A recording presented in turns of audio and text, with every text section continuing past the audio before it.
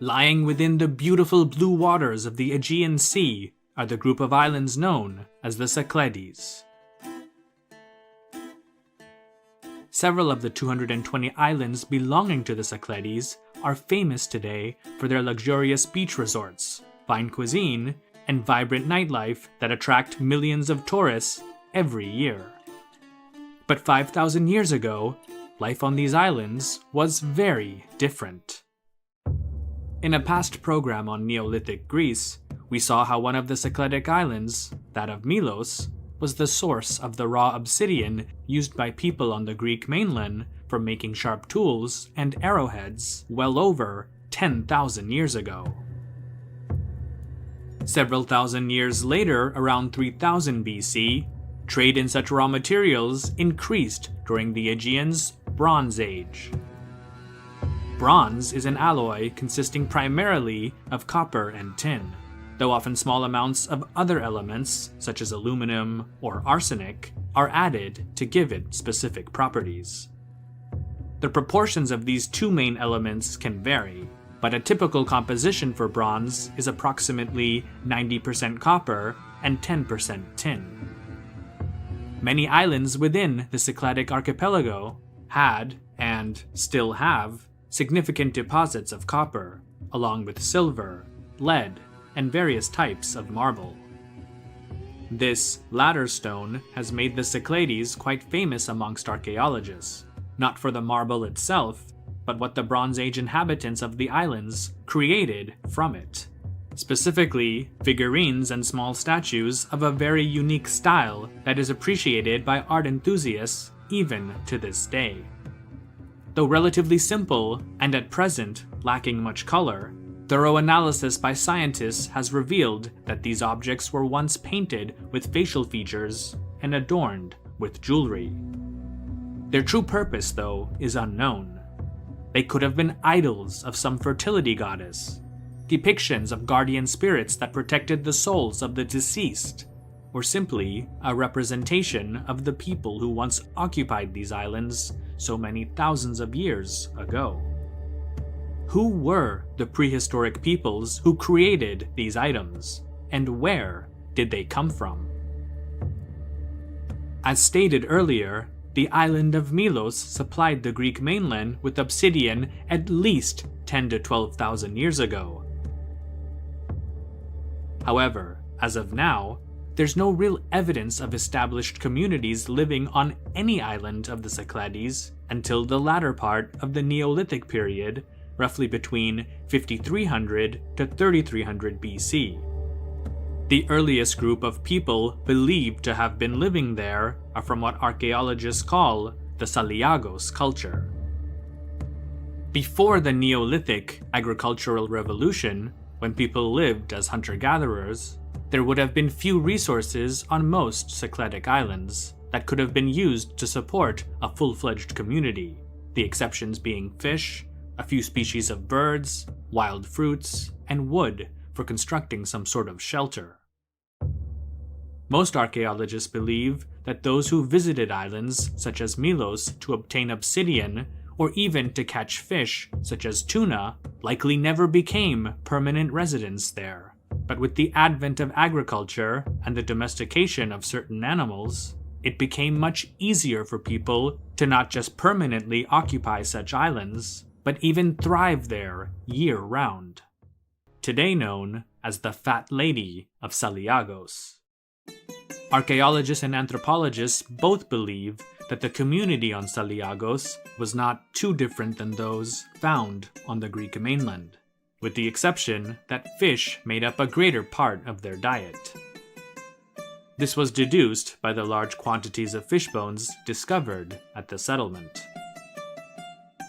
The early Bronze Age prehistory of the Cyclades is generally divided up into 3 periods, which, according to the National Archaeological Museum in Athens, are Early Cycladic I, from roughly 3200 to 2800 BC, Early Cycladic II, from 2800 to 2300 BC, and finally, Early Cycladic III, from about 2300 to 2000 BC. These are very general divisions and correspond roughly to changes in the styles of pottery and art throughout the islands. In fact, archaeologists divide each period further into more phases, but to keep things simple, we'll be sticking to the main three that were just mentioned. The people of the early Bronze Age Cyclades didn't have any form of writing that we know about, and so reconstructing their history is based primarily on various archaeological discoveries, most of which have come from the many prehistoric cemeteries found throughout the islands of the Aegean. It's during early Cycladic I when what we today associate with prehistoric Cycladic culture and its art really began.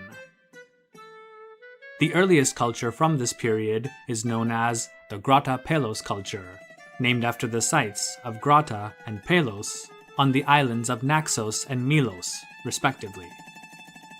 The cemeteries at these sites are made up of cist graves constructed out of marble slabs. The most prominent art from the early Cycladic I period are small, violin-shaped figurines, similar to those of some Neolithic communities from the Greek mainland. However, as time went on, the craftsmen and artists from the different islands developed their own unique and more naturalistic styles, such as those found on the islands of Paros and Naxos. By the early Cycladic II period, nearly all of the large islands of the Cyclades had settlements on them. Most of them appear to have been rather small and not more than 2 to 3 acres in area. It's estimated that very few of them had more than 100 people at any given time, with the smaller settlements consisting of perhaps just a few families. The Cyclades was not a place of large and densely populated urban centers, such as those found in the Near East from around the same time.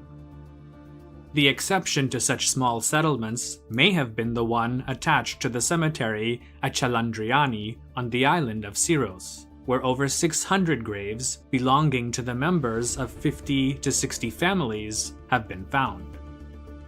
Most archaeologists have concluded that life in the Cyclades was rather peaceful and, for many, very profitable.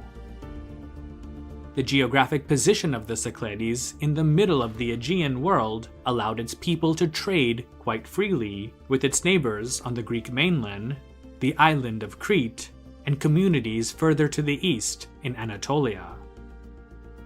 For the people of the Cyclades, relations with the neighboring islands and nearby continents of Europe and Asia were fundamentally important. Such small communities couldn't produce everything on their own, and so they traded with their neighbors for bronze tools, marble, animals, extra sources of food, obsidian blades, and really anything of value that was rare or non-existent where they lived. By the early Cycladic III phase, from roughly 2300 to 2000 BC, the various Cycladic cultures began to transform. This wasn't necessarily a bad thing or representative of a decline, but on the contrary, it may have been quite beneficial materially to the island's inhabitants in the long run. By the end of the early Cycladic period, the small, dispersed communities throughout the island seem to have disappeared, or coalesced into larger towns beside sheltered harbors that were adjacent to plots of fertile farmland. The new culture and lifestyle that was appearing throughout the southern Aegean was greatly influenced by another seafaring people from the large island of Crete to the south. These were the Minoans. One of the greatest innovations that contact with the Minoans would have brought to the Cyclades were their larger, faster, and more robust ships that could outcarry and outrun any canoe or longboat from the Cyclades, which, rather quickly, made the latter all but obsolete for long-distance trading. The Minoans spread out quite far from their homeland on Crete, not just throughout the Cyclades, but also to the shores of the Peloponnese, Argolis, and other coastal areas of the Greek mainland, western Anatolia, the Nile Delta in Egypt, and beyond. As Minoan commercial and cultural influence spread, perhaps the first to adopt it outside of Crete were the scattered inhabitants of the Cyclades, who themselves, as seafaring people, would have appreciated the Minoans' more advanced nautical technology. Soon, Minoan colonies were popping up throughout the islands, and these grew into trading emporiums and towns that attracted the native communities of the Cyclades to them. Within a few generations, these people adopted Minoan culture and technology as their own. This is one explanation for what may have happened on the southern islands of the Cyclades. In the northeastern Cyclades region, there's evidence that the people there adopted some of the technology of the inhabitants of western Anatolia, though their influence doesn't seem to have been as transformative as that of the Minoans further south. But what do you think led to the eventual disappearance of the early Bronze Age Cycladic cultures? Let me know in the comments below. Thanks for watching.